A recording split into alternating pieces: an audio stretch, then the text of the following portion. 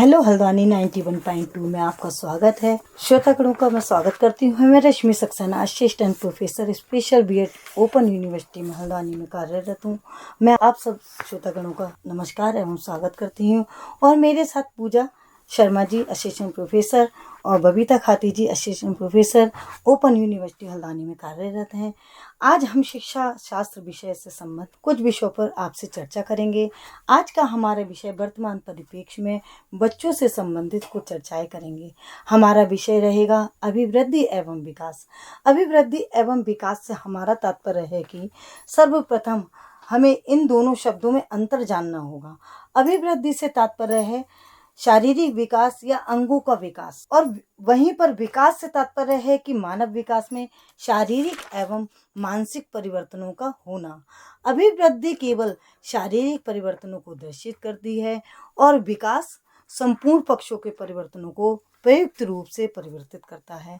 अर्थात हमारा कहना यह है कि मानव के विकास में दोनों का ही अपना रोल है और शारीरिक व मानसिक परिवर्तनों से ही आकलन कर सकते हैं कि व्यक्ति का व्यक्तित्व या पर्सनालिटी कैसी है। जब विकास होता है शारीरिक और मानसिक दोनों ही विकास जब होते हैं, तब हम व्यक्तित्व की क्या करते हैं कि गुडविल, उसकी जो गुडविल है, जो उसकी छवि है, जो उसका व्यक्तित्व है या पर्सनालिटी है, उसी से उसके हाव भाव, उसी से रिलेटेड हम उसकी जानकारी प्राप्त कर सकते हैं कि ये व्यक्ति के व्यक्तित्व कैसा है या पर्सनालिटी कैसी है। इसी से संबंधित आज हम अपने सहयोगियों के साथ विकास की अवस्थाओं पर चर्चा करेंगे। इन विकास की प्रक्रिया में बालक कुछ अवस्थाओं से गुजरता है। जब बालक का विकास होता है तो इस विकास की प्रक्रिया में बालक की कुछ अवस्थाएं होती हैं और उन अवस्थाओं से वो गुजरता है, जिसमें सर्वप्रथम अवस्था है शैशवावस्था, दूसरी बाल्यावस्था, तीसरी किशोरावस्था और चौथी प्रौढ़ावस्था। इन अवस्थाओं को लेकर शिक्षाविदों में भी मतभेद है। साधारण तौर पर इन अवस्थाओं को भी कालखंडों में विभाजित किया गया है। प्रथम है शैशवावस्था, जो कि जन्म से 5 या 6 वर्ष तक मानी जाती है। इसी से रिलेटेड दूसरी अवस्था हमारी बाल्यावस्था की है, जो कि 5 या 6 वर्ष से 12 वर्ष तक मानी जाती है। और तीसरी अवस्था हमारी किशोरावस्था है। इन तीनों अवस्थाओं के बारे में पूजा मैम और बबीता मैम से हम लोग आज चर्चा करेंगे। उसी के बारे में शैशवावस्था और बाल्यावस्था के बारे में विस्तार से हम बबीता जी से चर्चा करेंगे। बबीता जी, आप बताइए हमारे श्रोतागणों को कि शैशवावस्था और बाल्यावस्था में क्या डिफरेंसेस है, या दोनों में किस तरह की परिस्थितियां उत्पन्न होती हैं बच्चों में और कैसे उनका विकास होता है। धन्यवाद रश्मि मैम। हेलो हल्द्वानी में सभी श्रोताओं का हार्दिक स्वागत है। जैसा कि रश्मि मैम द्वारा बालक के विकास के बारे में चर्चा की गई, उसी क्रम को आगे बढ़ाते हुए मैं विकास की अवस्था में शैशवा अवस्था एवं बाल्यावस्था के बारे में चर्चा करूंगी। शैशवा अवस्था बालक के जन्म से लेकर 5 वर्ष तक की आयु को शैशवा अवस्था कहा जाता है। मनोवैज्ञानिकों का मानना है कि शैशवा अवस्था ही वह आधार है जिस पर बालक के भावी जीवन का निर्माण किया जाता है। इस अवस्था में बालक का जितना अधिक निरीक्षण और अच्छा लालन पालन व पोषण पर ध्यान दिया जाता है, बालक का उतना अधिक विकास होता है। शैशवा अवस्था में शिशु रेंगना, चलना और बोलना सीखता है। इस आयु में उसकी ऊंचाई, भार, हाथ पैरों से कार्य करने की योग्यता एवं इंद्रियों आदि का विकास होता है। जैसा आपने बताया मैम कि शैशवावस्था जन्म से लेकर 5 या 6 वर्ष तक की होती है। उस अवस्था में बच्चा क्या करता है, अपने को विकास की ओर देखा जाए तो क्या होता है, माँ कहती हैं कि आज के समय में वर्तमान परिप्रेक्ष्य में देखा जाए तो आजकल बच्चे जो हैं जन्म से ही चंचल होते हैं और बहुत ज्यादा चंचल होते हैं, क्योंकि ये वातावरण का असर है। हमारे वातावरण के असर में ये होता है कि माएँ जो कहती हैं कि पहले हम बच्चे कैसे पल गए हमारे पता नहीं लगा, पर आज की माँ जो स्थितियाँ बताती हैं तो वो कहती हैं कि आज के समय में एक बच्चा पालना भी बहुत कठिन है। तो इसी तरह ये शैशवावस्था के बारे में जो आपने बताया, तो उसकी क्या विशेषता है ये बताइएगा। शैशवावस्था की मैम, जो इस अवस्था में जो बच्चे होते हैं वे अनुकरण द्वारा सीखते हैं। मतलब अनुकरण द्वारा सीखने की प्रवृत्ति इनमें प्रबल होती है। वह दूसरों को जैसा करते हुए देखते हैं वैसा ही करने का प्रयास करते हैं। शिशु में शब्दों को दोहराने की प्रवृत्ति जागृत हो जाती है। इस अवस्था में आत्म प्रेम की भावना जागृत होती है।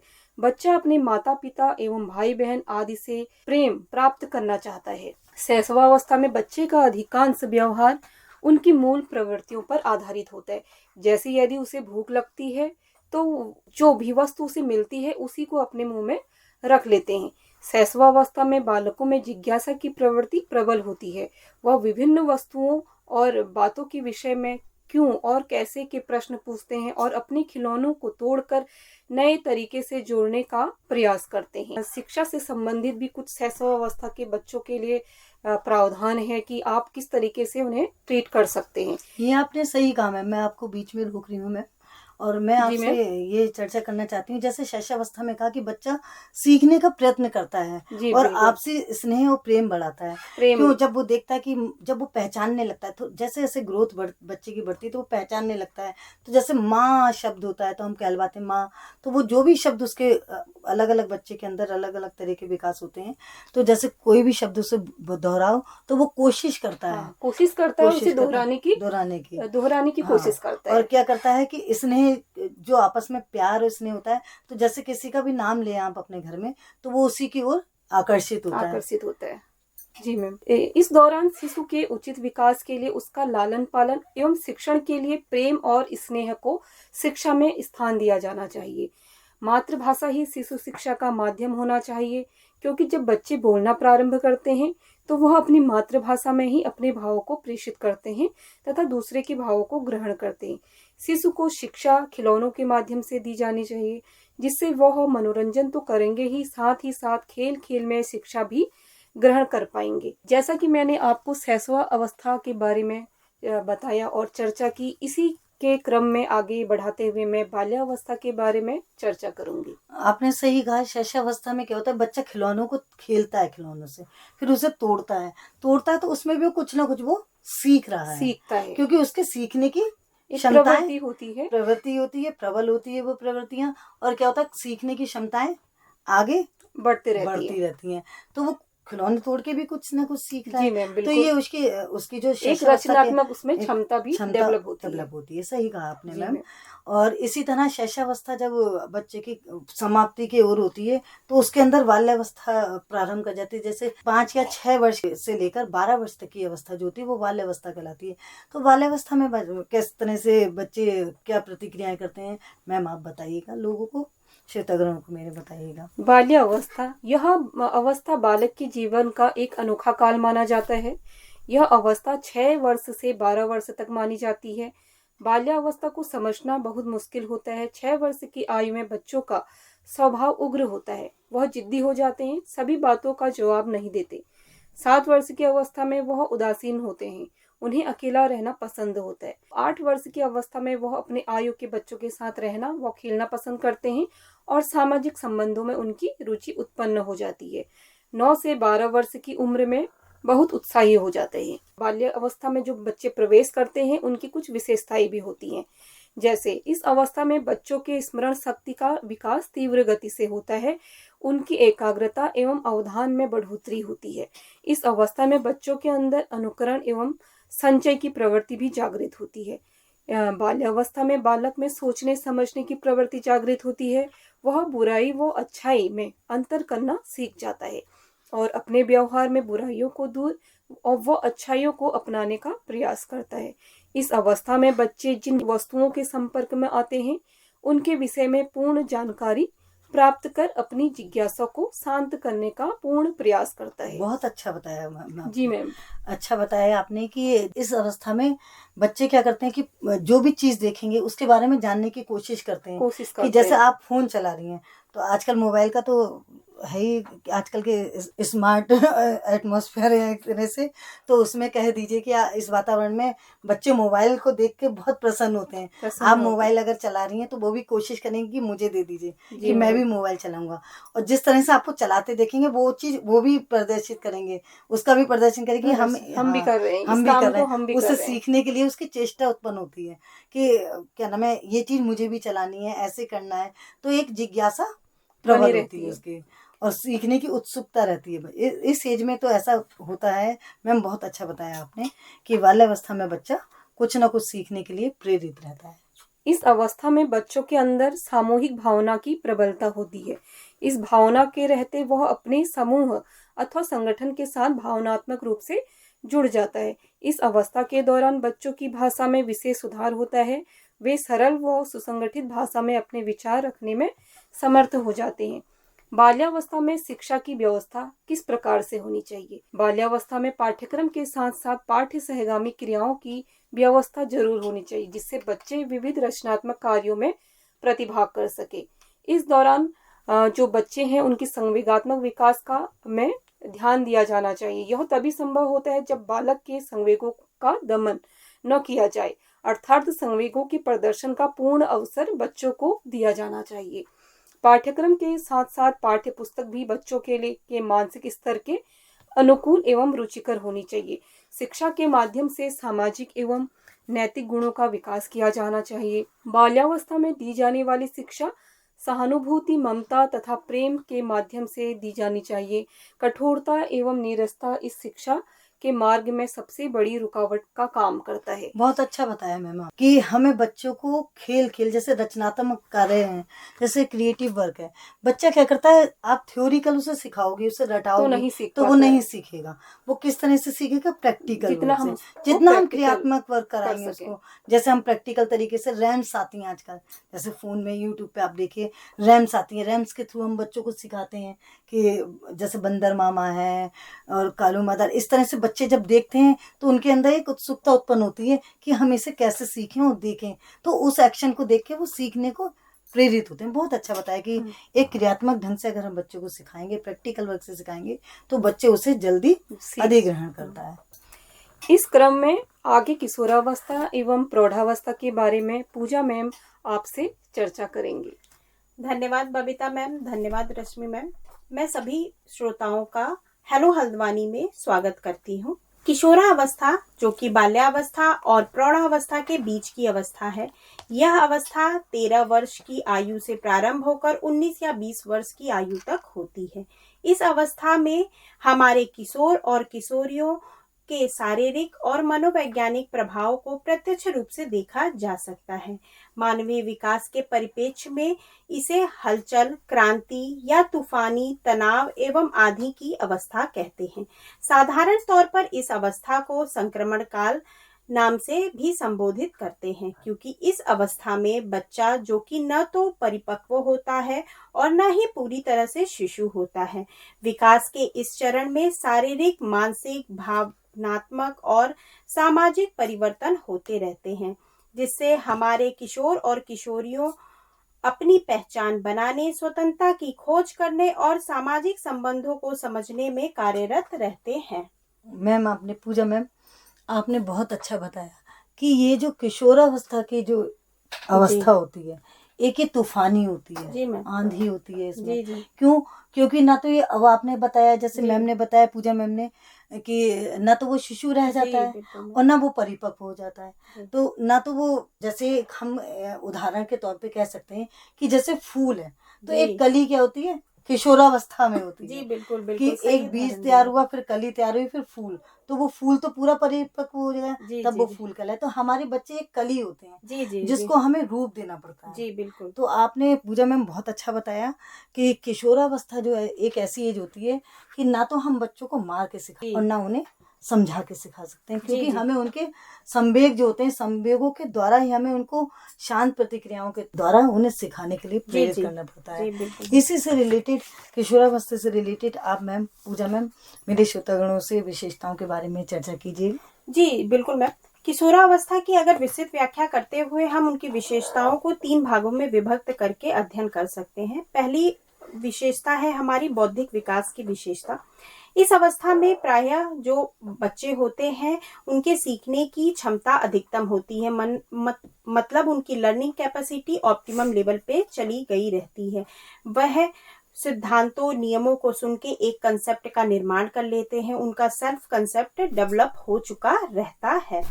भाषा अधिगम के लिए वह प्रायः भाषण, लेख, निबंध, कविता आदि का अभ्यास करते रहते हैं। आपने बहुत अच्छा कहा पूजा मैम। जी मैम। कि जैसे आजकल हमारे स्कूलों में डिबेट वगैरह होती है। जी बिल्कुल बिल्कुल। और उसके थ्रू माध्यम से बच्चों को सिखाया जाता है, क्रिएटिव वर्क होता है, उसके माध्यम से बच्चों को सिखाया। तो ये बहुत अच्छा वातावरण भी है स्कूलों में कि बच्चों को सिखाने के लिए शिक्षिकाओं के पास बहुत सी ऐसी चीजें हैं जिससे बच्चों को सिखा सकते हैं। और किशोरावस्था तो एक ऐसी अवस्था होती है जो अभिभावकों के लिए और शिक्षकों के लिए बहुत ज्यादा टिपिकल होती है। जी बिल्कुल सही कहा मैम आपने। सामाजिक विकास पे अगर हम उनके ध्यान दें तो इस अवस्था में बच्चे प्रायः गुटों का निर्माण करते हैं, मतलब ग्रुप का निर्माण करते हैं। वो अपने सेम आयु वर्ग के लोगों के साथ ग्रुपिंग कर लेते हैं और उनका प्रायः अगर आप उनकी बातों पे ध्यान देंगे तो पाएंगे कि कुछ कोड वर्ड भी रहते हैं जिसका यूज करके वो आपस में ग्रुप में एंजॉय करते हैं। वाकई में सही कही है कि ग्रुप में ज्यादा एंजॉय करते हैं वो। जी जी क्योंकि हर व्यक्ति को अपनी कंपनी अच्छी लगती है। जी बिल्कुल। तो इसी बिल्कुल, तरह बच्चे जब बड़े हो जाते हैं तो उन्हें अपनी कंपनी पसंद आने लगती है बिल्कुल कि क्योंकि सेम एज ग्रुप के होते हैं वो। जी तो उनके जो विचार होते हैं, जो उनके जी, जी। अवस्था ऐसी होती है कि अपने आपस में जब विचार टकराते हैं तो कुछ ना कुछ लोगों को सीखने को मिलता है। बिल्कुल बिल्कुल। और इस अवस्था में प्रायः बच्चों का एक कोई ना कोई रोल मॉडल होता है जिसकी वह हर कही हुई बात का अनुसरण करते हैं। अगर साधारण शब्दों में कहे तो वह उस रोल मॉडल की पूजा भी करते हैं। तो हम अभिभावकों या शिक्षक का यह कर्तव्य है कि अपने इस अवस्था के बालकों को एक अच्छा रोल मॉडल चूज करने में उनकी मदद करें। और इस अवस्था में प्रायः बच्चों में सेल्फ अवेयरनेस ज्यादा होता है, वह अपने प्रति ज्यादा जागरूक होते हैं। और अगर सामूहिक विकास की बात करें हम तो इस अवस्था में बच्चों में संवेगों की तीव्रता होती है, उनका कोई स्थायी भाव नहीं होता है। अर्थात एक ही परिस्थिति में वह कभी गुस्सा हो सकते हैं और कभी बहुत खुश भी हो सकते हैं। अगर मोटी मोटा एक बात कहे तो वह अपने संवेगों पे नियंत्रण नहीं कर पाते हैं। सही कहा आपने कि उनके संवेगों पे नियंत्रण क्यों नहीं होता है, क्योंकि पेशेंस की आज के समय में जो हम वर्तमान समय में देखते हैं कि आजकल के बच्चों में पेशेंस की बहुत ज्यादा कमी होती जा रही है, जिसको हमें उनको शांत स्वभाव में रखने के लिए प्रेरित करना पड़ेगा। बिल्कुल। क्योंकि अगर हमारे अंदर पेशेंस है, हमारे अंदर अगर पेशेंस है, सहन शक्ति है, तो हम हर परिस्थिति में अपने आप को हैंडल कर सकते हैं। उसी चीज के लिए हमें उन्हें मोटिव करना पड़ेगा। जी जी। तो इन संवेगों के उतार चढ़ाव को देखते हुए यहाँ पे भी हम अभिभावक और शिक्षक की भूमिका आगे आती है कि उनके संवेगों को समझते हुए उनके हिसाब से शिक्षा दे और घर में उस हिसाब का वातावरण बहुत जरूरी है। क्योंकि वातावरण इसलिए जरूरी है कि अगर हमारे आपस में माता पिता के विचारों में सहयोगता नहीं होगी या सहयोग नहीं करेंगे हम एक दूसरे को, तो उस वातावरण में क्या होगा, बच्चा बिल्कुल नहीं बढ़ सकता आगे। क्यों? क्योंकि उसकी ग्रोथ वहीं रुक जाएगी। क्योंकि वो चीज सुन रहा है, देख रहा है, तो वो प्रैक्टिकल तरीके से देख भी रहा है, सुन भी रहा है। जब दोनों चीजें माता पिता में आपसी सहयोग नहीं है और एक दूसरे के अंदर कहासुनी है या कुछ भी है, तो उससे बच्चों पे बहुत इफेक्ट पड़ता है। इसलिए हमें बच्चों को, जो किशोरावस्था के बच्चों हैं, उनको हमें वातावरण देना बहुत जरूरी है, बहुत आवश्यक है। क्योंकि उसी से उसके अंदर संस्कार उत्पन्न होंगे, उसी से वो संवेगों को अपने नियंत्रण कर सकता है, पेशेंस का काम कर सकता है, हम लोग को सुनने की क्षमता बढ़ा सकता है। क्योंकि हम लोग को भी जब माता पिता या शिक्षकों को भी बच्चा जब ही सुनना पसंद करते हैं, क्योंकि जब उसके मन की बात होती है। जब वो हम उसके मन की बात को नहीं जान पाएंगे, हम उसको एटमॉस्फेयर नहीं दे पाएंगे, तो वो क्या होगा, इधर उधर भटकेगा। तो बनी बात है कि वो बच्चा आगे ग्रोथ उसकी रुक जाएगी। तो हमें वातावरण के लिए बहुत ज्यादा महत्वपूर्ण भूमिका अदा करनी है। पूजा मैम, इसी तरह से आपने जैसे किशोरावस्था के विशेषताएं बताई, इसी तरह आप किशोरावस्था की समस्याओं के बारे में चर्चा कीजिएगा। जी, इस अवस्था में प्रायः बच्चे स्कूलों में समायोजन के संबंधी समस्याएं उत्पन्न होती हैं उनके समक्ष, क्योंकि बच्चे अपना एक लंबा समय स्कूलों में व्यतीत करते हैं और वो आपस में जो सहपाठी रहते हैं उनके साथ, शिक्षकों के साथ या छोटे बच्चों के भी साथ, उनका समायोजन में क्या होता है, समस्या उन्हें उत्पन्न होती। इसका कहीं ना कहीं कारण उनके संवेग है, उनका अवस्था ऐसी है कि अगर अपने मन का, अगर बच्चे हो, चाहे छोटा हो चाहे बड़ा हो, अगर अपने मन की नहीं मिल रही है तो उसको कहीं ना कहीं दिक्कत उत्पन्न होगी, बिल्कुल परेशानी उत्पन्न होगी। क्यों? क्योंकि वो सोच रहा है मुझे ऐसा एटमॉस्फेयर चाहिए, वो मुझे मिल नहीं रहा है। जी बिल्कुल, तो वो जरूर भटकेगा। हाँ, तो वहाँ पे भी शिक्षक की भूमिका और एक विद्यालय में जो हमारे प्रशासन में लगे हैं लोग, उनकी भूमिका आती है कि छात्रों में समायोजन स्थापित रहे।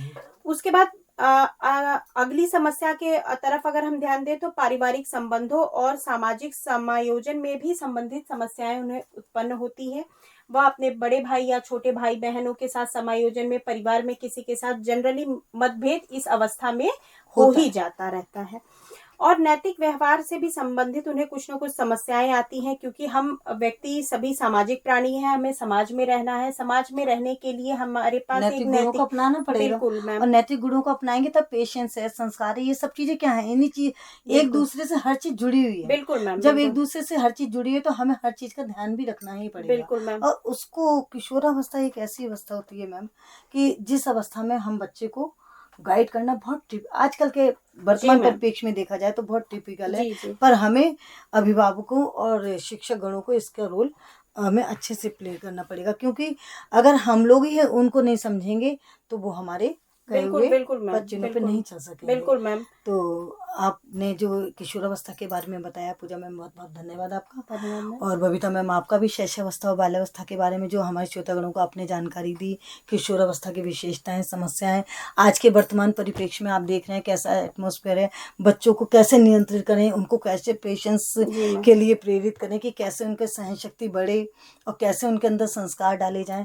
ये बहुत महत्वपूर्ण रोल है, क्योंकि अभिभावक, माता पिता और शिक्षकगणों दोनों का ही रोल 50-50 है, क्योंकि अगर 75 अभिभावकों हो तो 25% शिक्षकों का भी है। क्योंकि इसलिए कि हमारे साथ जो बच्चे 7-8 घंटे रह रहा है तो उसको वातावरण की बहुत ज्यादा आवश्यकता है। इसलिए हम लोगों को बच्चों की जो विकास है, जो किशोरावस्था है, शैशवावस्था है, बाल्यावस्था है, हमें अगर बच्चों का विकास सही भावी जीवन में अगर उन्हें अपने देश के प्रति एक अच्छा भविष्य तैयार करना है तो हमें बच्चों के प्रति जागरूक रहना चाहिए, रखना पड़ेगा और जागरूक करना पड़ेगा अपने माता पिताओं को भी और शिक्षक गणों को भी।